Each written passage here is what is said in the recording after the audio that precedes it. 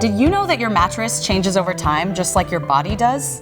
The average person keeps their mattress for about 9 years, and some for up to 20. Think of how much you've changed in 20 years.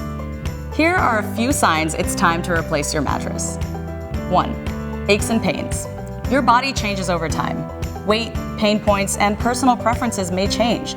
So if you're waking up with new and unexpected aches and pains, it may be time to upgrade your mattress to one that caters to your current needs. 2. You're sleeping on the edge of the bed. Whether you're reaching for a firmer surface or the bed is just too small, over time, you or your partner's sleep preferences may change. It might be time to upgrade to explore new innovative technologies or get a bigger mattress so you have more room to stretch out. 3. Wear and tear.